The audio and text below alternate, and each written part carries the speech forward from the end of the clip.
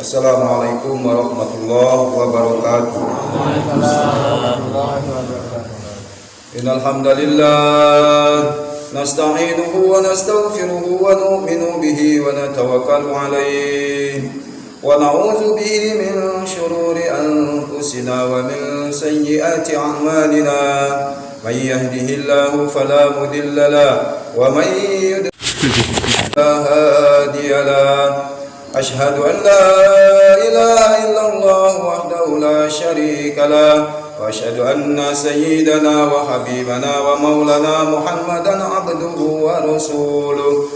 Allahumma salli wa sallim wa barik ala sayyidina Muhammadin wa ala alihi wa ashabihi wa tabi'ina lahum bi ihsanin ila yaumiddin. Amma ba'd. Qala Allah Ta'ala fi kitabihil karim, a'udzu billahi minasy syaithanir rajim. Bismillahirrahmanirrahim.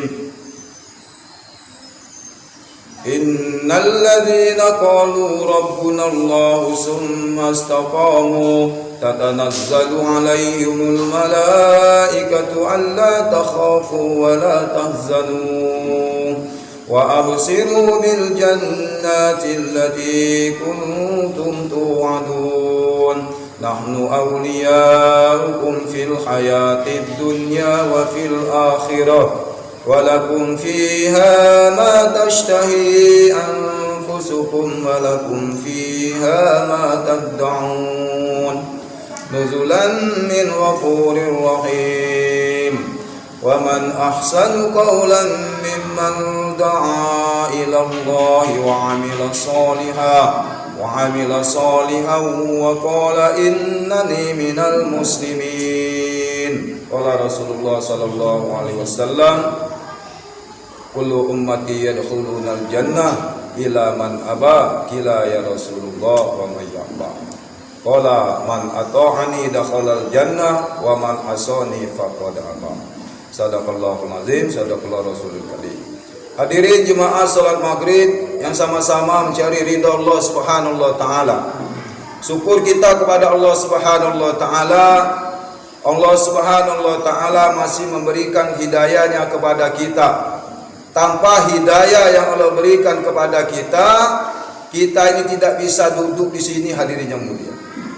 Maka Kiai Zairon katakan, seorang rakyat tidak akan bisa masuk ke istana raja tanpa izin sang raja. Izin sang raja dulu. Begitu juga dengan hamba Allah ini tidak akan bisa mampu masuk rumah Allah ini tanpa izin daripada Allah Subhanahu wa taala. Walaupun rumah kita ini nempel dengan masjid, tapi kalau tidak ada izin dari Allah Subhanahu wa taala, maka kaki kita ini tidak akan mampu untuk mengayunkan langkah kita ini menuju rumahnya Allah Subhanahu wa taala. Maka hadirin yang dimuliakan Allah Subhanahu wa taala, ini harus kita syukuri yang mulia. Ada yang harus kita syukuri lagi, yaitu kita telah diberikan oleh Allah Subhanahu wa taala nikmat iman dan Islam. Maka dengan nikmat iman dan Islam inilah kehidupan kita ini akan mulia baik di dunia maupun di akhirat. Kemuliaan manusia bukan karena pangkatnya, hadirin yang mulia, bukan karena jabatannya, bukan karena hartanya, tapi kemuliaan umat manusia baik di dunia maupun di akhirat sejauh mana manusia yang taat dengan seluruh perintah Allah Subhanahu wa taala. Inna akramakum indallahi atqakum. Kata Allah, yang paling mulia di antara kalian adalah sejauh mana kalian bertakwa kepada Allah Subhanahu wa taala. Maka hadirin yang dimuliakan Allah, ini yang harus kita syukuri yang mulia. Iman ini sangat penting. Bahkan kata Allah, ya ayyuhallazina amanu aminu. Orang yang beriman itu diperintahkan Allah beriman lagi. Hai orang-orang beriman, berimanlah kamu. Maka Rasulullah SAW sabdakan, jaddidu imanakum, perbaharuilah iman-iman kalian. Maka hadirin yang dimuliakan Allah, kata sahabat, bagaimana ya Rasulullah kami membaharui iman-iman kami? Maka kata Rasulullah, banyak-banyaklah ucapkan la ilaha illallah. La ilaha illallah bukan sekedar dizikirkan hari mulia. La ilaha illallah ini anak TK pun tahu artinya. Tidak ada yang berhak disembah kecuali Allah. Itu arti la ilaha illallah. Tapi maksud dan tujuan apa daripada la ilaha illallah ini? Kita sampaikan kepada saudara-saudara kita. Kita dakwakan. Oh Ustaz, inilah Islam galau. Ngapa lagi nak dakwah-dakwah? Dakwahkan dengan orang kafir. Maka hadirin yang mulia, dakwanya di zaman Nabi Sallallahu Alaihi Wasallam yaitu dakwah Islamiyah. Apa itu dakwah Islamiyah? Mengajak orang kafir untuk masuk Islam. Ya ayuhan nas, qulu la ilaha illallah tuflihun. Hai manusia, ucapkan la ilaha illallah, kalian akan berjaya. Kalian akan beruntung. Kalian akan sukses baik di dunia maupun di akhirat. Ini dakwanya Rasulullah. Rasulullah pertama dakwah dengan Abu Bakar, diajak untuk masuk Islam. Kemudian Abu Bakar dakwah lagi, 4 sahabat juga masuk Islam. Mengapa hari ini kita dakwah hadirin yang mulia? Dakwah kita hari ini dakwah imaniyah. Apa itu dakwah imaniyah? Mengajak orang Islam untuk beriman kepada Allah Subhanahu wa taala. Orang Islam belum tentu beriman, Pak. Apa tanda-tanda orang iman? Innamal mu'minuna allazina idza dzikirullahu wajilat qulubuhum wa idza tuliyat alaihim ayatuhu zadatum imana. Tanda-tanda orang beriman, ciri-ciri orang beriman, kalau disebut nama Allah gemetar hatinya. Dengar azan berkumandang, gemetar hatinya, ingin cepat-cepat, ingin segera melaksanakan perintah Allah, yaitu sholat. Apabila dibacakan ayat-ayat Allah, bertambahlah iman mereka kepada Allah Subhanahu wa taala. Ini tanda-tanda orang beriman. Jadi orang Islam belum tentu beriman. Banyak hari ini orang Islam yang meninggalkan sholat tadi mulia. Banyak hari ini orang beriman tidak puasa di bulan Ramadan. Banyak hari ini orang beriman tidak baca Al-Quran. Maka dakwah kita hari ini, dakwah kepada saudara-saudara kita Islam untuk sama-sama beriman kepada Allah. Supaya apa?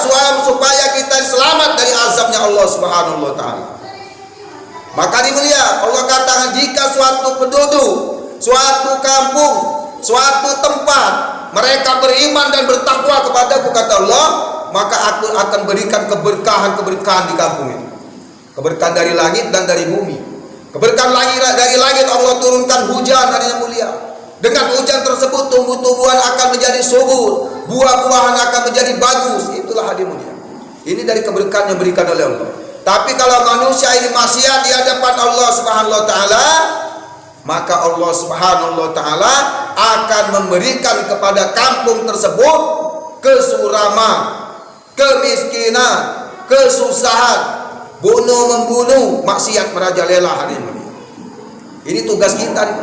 Innamal mu'minuna ikhwah. Orang mukmin itu adalah bersaudara. Mukmin dari Lampung, mukmin dari Palembang, semuanya saudara. Dari mana? Diikat dengan satu kalimat yang sangat mulia, satu akidah, satu keyakinan, la ilaha illallah. Inilah saudara, Pak. Nanti ditanya oleh Allah, oleh malaikat, man ikhwanuka? Siapa saudara kau? Kata malaikat. Kaum muslimin dan muslimat. Mana buktinya?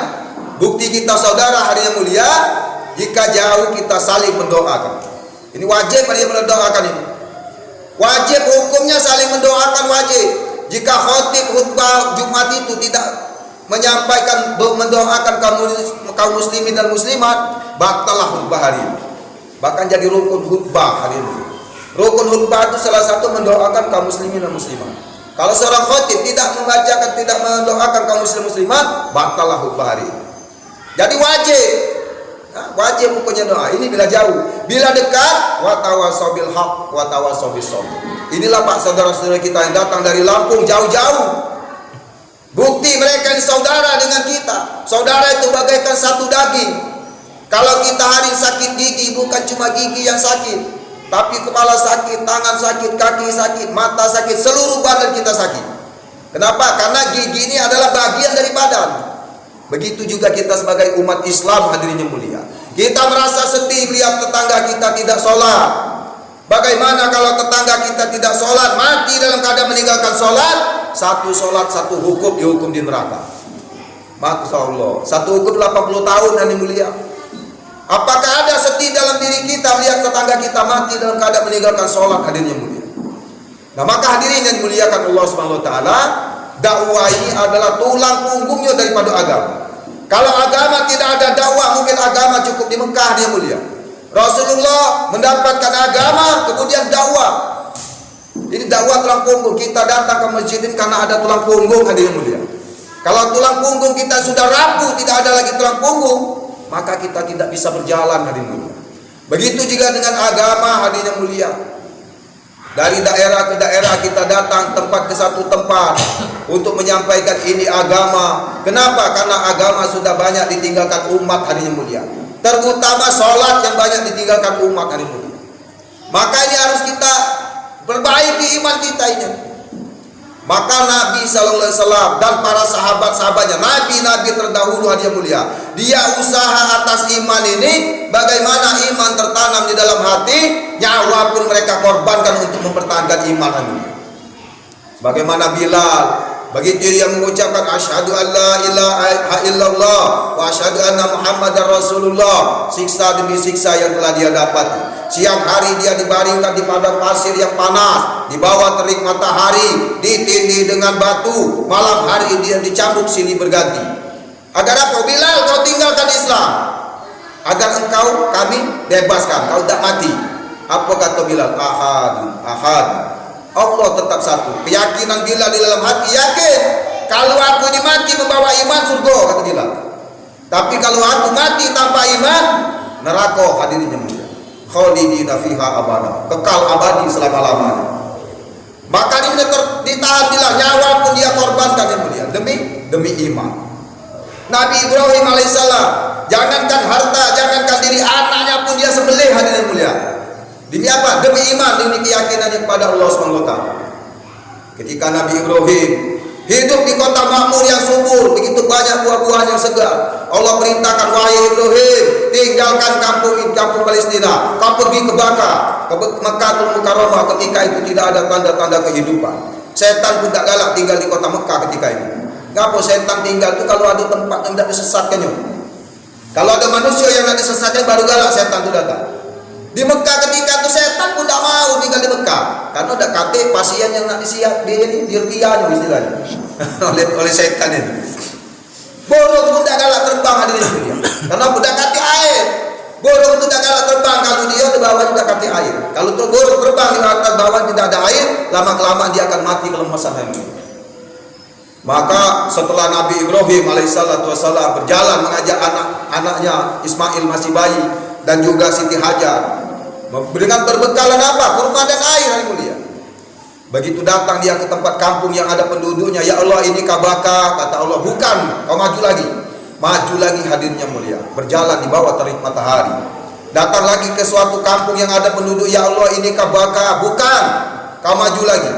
Tibalah Nabi Ibrahim alaihissalam di tempat yang tandus, kering kerontang, tidak ada tanda-tanda kehidupan, yang ada tanda kematian, yaitu di Mekkatul Mukarramah ketika saat itu. Maka kata Allah, wahai Ibrahim, inilah Baka. Wah, inilah Mekah. Gaut kepala Pak Ibrahim. Gaut kepala. Belum selesai dia gaut kepala ini, wahai Ibrahim, tinggalkan anak istrimu, kau pergi ke Jordan dia, ke Palestina. Mereka telah melampaui batas, mereka telah menyekutukan aku. Berikan kepada mereka peringatan sebelum azab datang kepada mereka. Nabi Ibrahim alaihissalam kalau datang perintah Allah, sami'na wa ata'na. Tidak mikir-mikir, Pak. Kalau kita tinggalkan Nabi ini di tempat kering macam ini, di tempat subur gitu lagi benar, tinggalkan Nabi ini.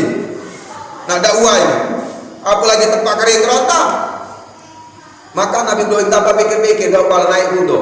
Kata Siti Hajar, wahai suamiku, kau nak mana? Diam baik Nabi Ibrahim, nangis baik Nabi Ibrahim. Ditanya lagi, wahai suamiku, apakah engkau ingin meninggalkan kami di tempat seperti ini? Nangis Nabi Ibrahim, tak jawab, naik kuda sambil melangkah lagi kuda. Wahai Nabi Allah, ya Rasulullah, apakah ini perintah Allah? Maka Nabi Ibrahim katakan, iya, ini benar perintah Allah. Siti Hajar ini pun keyakinannya betul kepada Allah SWT. Wahai Nabi Allah, wahai suamiku, jikalau ini perintah Allah, pergilah, Allah tidak akan menyia-nyiakan kami. Bukan dengan Pak, mereka ini 40 hari cuma tinggalkan anak bini yo. Subur, makmur, duit banyak, tetangga ada. Ya, gawian ada. Nabi Ibrahim ini tetangga dak kate, banyu kate, tempat kering rontang, rumah dak kate, anak masih bayi. Yang ditinggalkan air dan kurma. Berangkat Nabi Ibrahim. Nabi Ibrahim yakin, intan surullah ayat sukum. Jika kamu menolong agama Allah, maka Allah akan menolong kamu. Yakin. 13 tahun Pak. Namanya manusia Pak. Kalau Hindu juga kampung itu, Hindu anak bini. Izin ya Allah, saya mau pulang lihat anak istri saya ya Allah. Lajulah kata Allah. Tapi kalau dosa turun dari kudo kau, balik disambut dengan rasa haru, dengan gembiraan oleh Siti Hajar radhiyallahu anha. Disambut. Setelah datang, tidak turun. Wahai suamiku, kenapa kau tidak turun? Wahai istriku, aku cuma minta izin dengan Allah untuk lihat kalian, cuma aku tak boleh turun dari kudo. Kata Siti Hajar sambil nangis, wahai Rasulullah, wahai suamiku, kalau memang demikian izinkan aku mengusap kakimu yang penuh debu ini. Dilap kakinya. Kemudian Nabi Ibrahim pergi lagi, Pak, tidak turun tidak. Dilihat oleh Siti Hajar sambil dia ngendong Nabi Ismail sampai Nabi Ibrahim hilang di telan Sahara. Masya Allah. Maka dia belum selesai pengorbanan Nabi Ibrahim. Setelah dia pulang, anak sudah dewasa, datang perintahnya nyembelih pulau. Falamma balagha ma'ahu sa'ya qala ya bunayya inni ara fil manami anni azbahuka fanzur maza taro. Wahai anakku, sungguhnya aku bermimpi bahwasanya aku nyembelih kau. Pikirkanlah macam manalah pendapat kau. Nah, Nabi Ismail yang mulia punya imannya hebat juga. Kenapa? Nabi Ibrahim beriman, istri Nabi Ibrahim beriman, anaknya otomatis beriman kepada Allah SWT. Beriman Pak, kita sebagai cermin. Kalau kita berkacau, tidak mungkin lahir orang lain dalam kacau. Macam lagi kita tu lah. Nah, anak macam dia, Nabi Ibrahim yakinnya betul kepada Allah, Siti Hajar yakinnya betul kepada Allah, dia punya keturunan Nabi Ismail yakinnya pun betul kepada Allah. Maka Nabi Ismail katakan, wahai ayahku, jikalau ini perintah Allah, laksanakanlah. Insya Allah engkau akan mendapatiku sebagai orang-orang yang sabar. Nah, maka hadirin yang dimuliakan Allah Subhanahu wa taala, ini yang harus kita perbaiki Pak. Keyakinan kita. Nabi Ibrahim yakin dia meninggalkan anak istrinya karena apa? Yang merimakan bukannya dia, tapi yang memberikan adalah Allah Subhanahu wa taala. Yang memberikan kehidupan bukan Nabi Ibrahim, tapi Allah Subhanahu wa taala. Yang tadi tempat kering kerontang, yang tidak ada air sedikit pun, asbab pengorbanan satu keluarga hari mulia, bertriliun-triliun umat manusia datang ke kota Mekah hari ini. Ini apa? Asbab pengorbanan Nabi Ibrahim. Sumur Zam-Zam itu tak akan kering sampai hari kiamat. Dulu tak kati banyu sini. Asbab apa? Asbab Nabi Ibrahim menolong agama Allah sehingga Allah tolong. Sehingga apa? Keluarga Nabi Ibrahim menjadi keluarga yang soleh. Anak keturunannya pun wong yang soleh. Nabi Isa, Nabi Musa, Nabi sampailah ke Nabi yang sangat mulia, baginda Rasulullah Sallallahu Alaihi Wasallam. Nah, maka hadirin yang dimuliakan Allah Subhanahu Wa Taala. Ini tugas kita Pak. Berapa banyak tetangga kita yang meninggalkan sholat. Hari ini 5 rukun Islam ini hadirnya mulia, syahadat, sholat, puasa, zakat, haji. Yang paling banyak ditinggalkan oleh umat Islam adalah rukun Islam yang kedua, sholat. Ini paling banyak. Kalau bandar narkoba, ahli maksiat, ahli judi, datang bulan puasa mereka. Pacak dia meninggalkannya. Tapi kadang-kadang sholat ini yang mulia, orang yang paham agama pun kadang-kadang berani meninggalkan sholat hari ini. Kita jingok kalau ada pertandingan sepak bola di gor, pertandingan sepak bola besok pagi mulai sudah asar, sebelum zuhur mereka sudah berbondong-bondong datang ke stadion. Kalau ketinggalan karcis, berapa banyak umat Islam meninggalkan sholat zuhur ketika itu di dalam stadion, berkumpul lanang berdino. Sampai asar, berapa banyak manusia meninggalkan sholat asar. Selesai asar, balik dari nonton, maghrib di jalan, isya kecapean, subuh ketiduran. 5 waktu mereka meninggalkan sholat. Padahal hari mulia, awwalu ma yuhasabu bihil abdu yaumal qiyamah as-shalah. Pertama kali akan diadili, pertama kali akan ditanya di hadapan Allah pada hari kiamat adalah sholat. Sholat ini Pak, Amalan kita tergantung, haji kita tergantung sholat inilah. Sedekah kita tergantung sholat. Fa'in saluha sairu amalihi, apabila sholatnya bagus, baguslah amal-amal yang lain. Wa'in fasada sairu amalihi, apabila sholatnya buruk, buruklah seluruh amal ibadahnya. Yang tidak sholat tidak diterima oleh Allah Subhanahu wa taala, amal yang tidak diangkat ke langit oleh Allah. Mati dimasukkan Allah ke dalam neraka. Nah, maka hadirin mulia, yang pertama kita belajar belajar memperbaiki keyakinan kita. Kemudian kita belajar memakmurkan masjid. Karena masjid ini perintah Allah. Perintah Allah, Pak. Bahkan ada hadis mengatakan, la salata bijalil masjid, tidak ada salat bagi laki-laki yang bertetangga dengan masjid. Tidak ada. Dalam apa Ustaz? Dalam Nabi yo. Dalam Kamilah ya. Tidak ada sholat. La sholata, tidak ada sholat di jalil masjid bagi laki-laki yang bertetangga dengan masjid. Illa fil masjid, kecuali dikerjakannya di masjid. Kecuali dikerjakan di masjid. Hadirin mulia.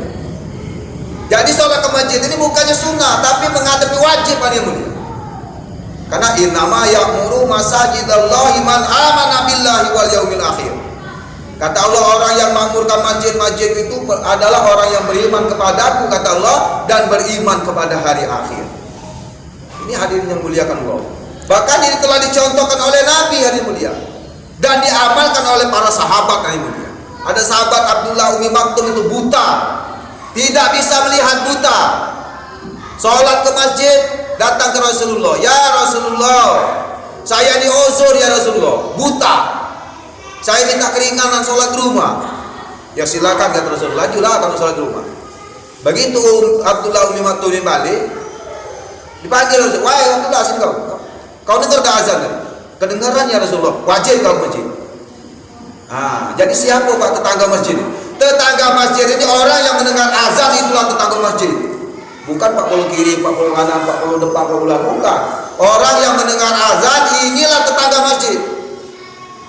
Maka hadirin yang dimuliakan Allah Subhanahu wa taala, ini belajar, Pak. Belajar. Kita belajar sini 3 hari. 3 hari kalau kita beli anak ayam, aku beli anak ayam dengan Pak Aris, balik rumah langsung melepas iris kuping aku. Nah, kalau dia itu balik rumah, pasti kemana bayaran. Tapi begitu aku beli anak ayam dengan Pak Aris, aku kurung 3 hari, aku kasih makan, aku kasih minum, aku buka pintunya, ngilang maghrib pasti balik dia. Karena apa? Dia tahu sudah tempat sangkarnya. Nah, macam itu kita, Pak. Keluar 3 hari belajar, Pak. Belajar kita, belajar tahu tempat ibadah kita di mana. Rasulullah sampai wafat pun dia tidak pernah sholat di rumah, kecuali sholat sunat. Tidak pernah di sholat di rumah. Sampai wafat Rasulullah, sampai akhir sholat Rasulullah itu Abu Bakar yang imami, Rasulullah berdiri di belakang Abu Bakar untuk jadi makmum. Itulah terakhir sholat Rasulullah. Rasulullah ini, Pak, Allah, dosa sudah diampuni, maupun yang datang maupun yang lalu, tetap dia masih sholat ke masjid. Kakinya bengkak-bengkak sholat, sampai sepanjang, sampai ngikat pakai batu. Kita ini anak cucu Nabi bukan, cucu bukan, berani meninggalkan sholat.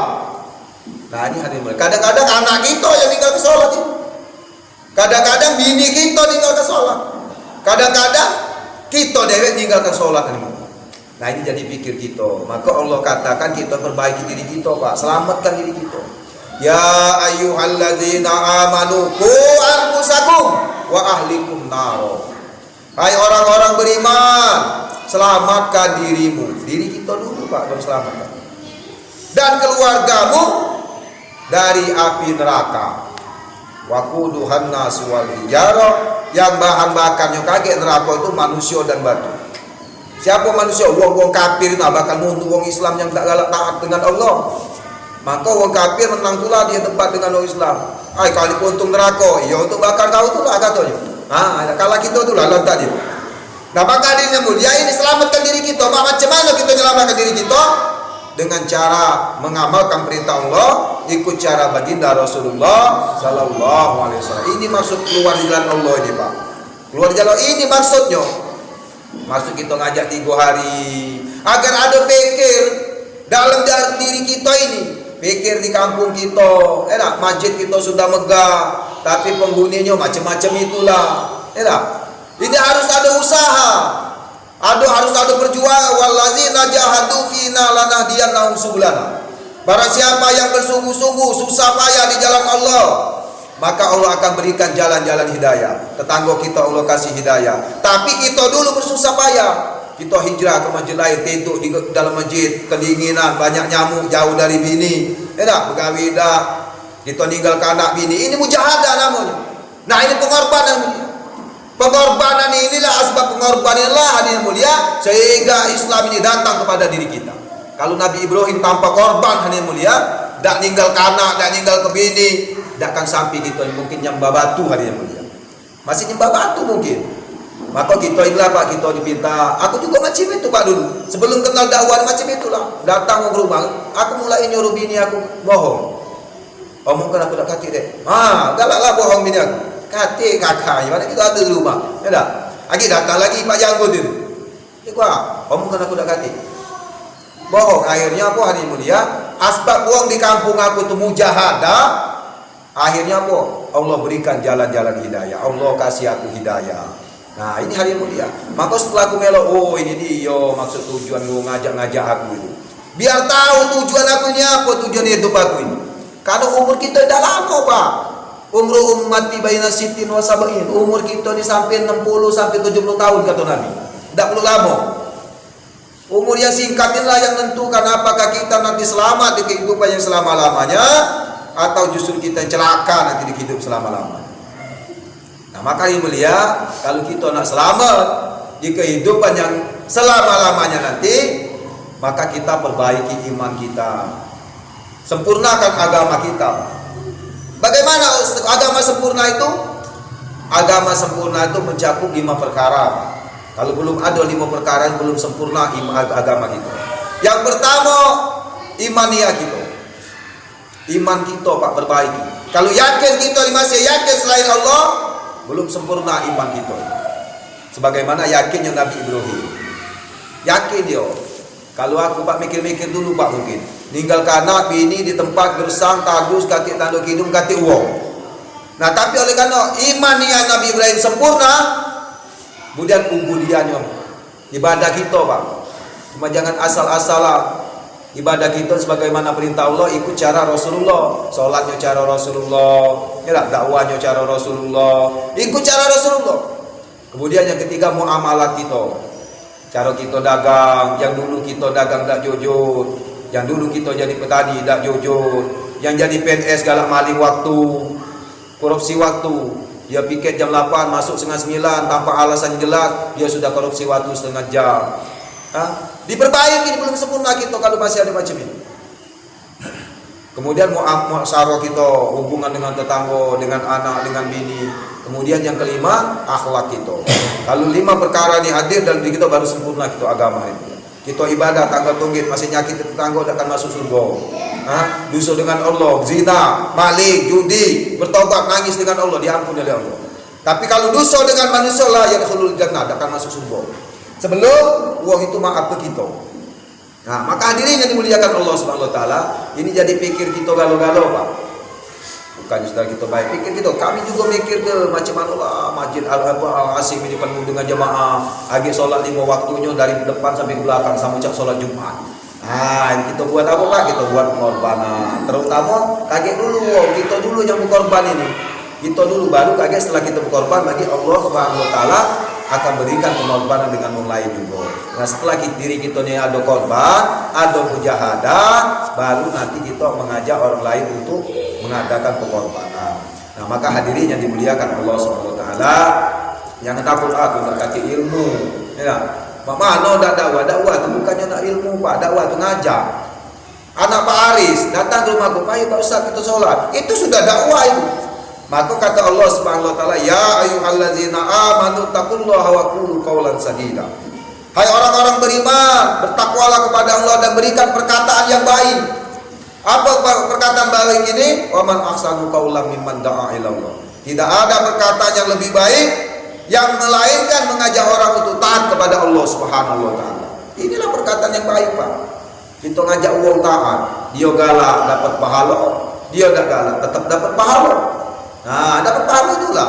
Barang siapa yang memberikan jalan kebaikan kemudian diamalkan oleh orang tersebut, maka dia akan mendapat pahala dari orang yang mengamalkannya itu tanpa mengurangi pahala orang itu tersebut. Ini dinamakan amal jariyah. Nah, ini yang mulia. Kita tidak perlu ilmu. Kaki alam mulia. Sahabat-sahabat itu dia tidak langsung masuk santai. Dia dakwah sambil belajar.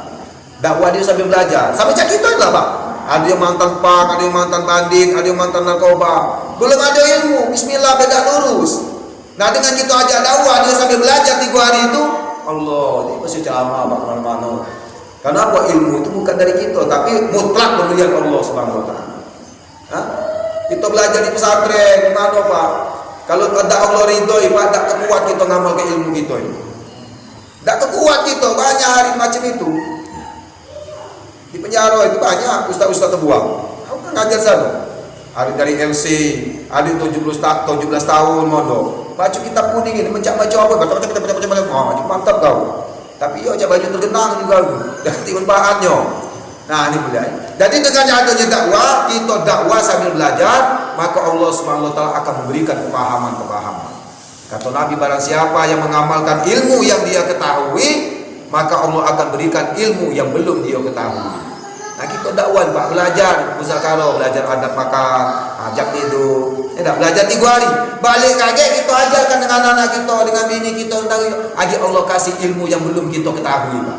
Dapat ilmu laduni, ilmu tanpa belajar kan. Nah, yang diberikan oleh Islam itu kelebihan kan. Jadi kita di teori langsung praktek, Pak. Kalau kita di pondok pesantren, ini cuma teori, Pak. Teori. Aku sekolah STM. Ya dah, Pak Cecep ngenek bisa nih. Ngenek mobil guru pula, berdandan terus. Kunci sopirnya, Cep, ambil ke kunci 12. Yo. Nah, buka itu. Langsung praktek. Teorinya mana, Pak? Yaitu nah buka bawa 12 yang bawa gendang itu. Buka. Ya kok, karena orangnya aku sekolah STM. Tamat 3 tahun, berdandan, sama-sama berdandan. Belum tentu aku lihat aku daripada Pak Cecep. Pada Pak Cecep dari sekolah STM. Tapi dia belajar, langsung praktek. Nama itu juga aku. Itu juga dakwah. Teori dengan teori langsung praktek, Pak. Teori dakwah Rasulullah mana? Prakteknya macam ini mendatangi umat. Kalau kita di pondok pesantren sekolah itu teori baik, Pak. Belum tentu kita ada kekuatan untuk praktek. Macam mana prakteknya? Kita ikut keluar di jalan Allah Subhanahu wa taala. Pertama-tama 3 hari. Nah, besok masjid dan jemaah ini pindah ke tempat aku di Handayan di Musola Al Hidayah, tempat aku. Nah, bolehlah kalau bapak-bapak di sini sama-sama nak bergabung dan sekaligus tahu juga di musola aku sana, boleh Pak, belok 3 hari Pak. Kita jengok mana keadaannya, cak mana rasanya melok jemaah. Pernah aku nyampe ke kamu itu mana tidur di masjid, ya dak, cak kati rumah baik, ya dak. Mereka nyata kalau rumah ada yang santri, ada yang aku tuh ngajar di pondok kan. Nah, kalau kita masuk rumah wong itu nyengok rumah wong, kalau aku nyengok rumah Pak Aris, nyengok dari luar, tidak tahu isi apa rumah Pak Aris ini. Wah, rumah Pak Aris sudah tahu catnya warna itu, ada terak. Tidak tahu isi dalam rumah Pak Aris ini. Tapi begitu aku masuk dalam rumah Pak Aris, oh ini ada lemari, ada segala macam ada. Nah, macam itu kita dengan jemaah kita nih Pak. Kalau kita nyengok dari luar, kalau kita masuk kita tahu di luar nih Pak ya. Jemaah itu lah, jauhlah masuk jam 5, datang umat, malam ada bayar. Nah, setelah kita masuk baru kita paham apa ini isi daripada keluar di jalan Allah Subhanahu wa taala. Insyaallah Pak ya. Mungkin yang di tempat sini yang sering masuk jemaah Pak Cecep, Pak Aris dan siapa lagi yang ini apa? Pak Komes ini. Bolehlah namanya 3 hari Pak Cecep bagi kita menyenangkan tamu kita yang dari Lampung ini. Mudah-mudahan Allah SWT berikan hidayah kepada kita semua, sehingga Allah SWT nanti ketika kita meninggalkan dunia ini dijemput oleh Israel untuk menghadap Allah, mati dalam keadaan hidayah, sehingga kita mati dalam keadaan ridha Allah SWT. Ya ayyatuhan nafsul mutmainnah irji'i ila rabbiki radiyatan mardiyah fadkhuli fi ibadi wadkhuli jannati. Demikianlah dapat saya sampaikan yang mulia. Mudah-mudahan Allah Subhanahu wa taala berikan kepahaman kepada kita semua. Untuk sempurna majelis kita tutup dengan doa kita akan majelis. Wallahu a'lam. Assalamualaikum warahmatullahi wabarakatuh.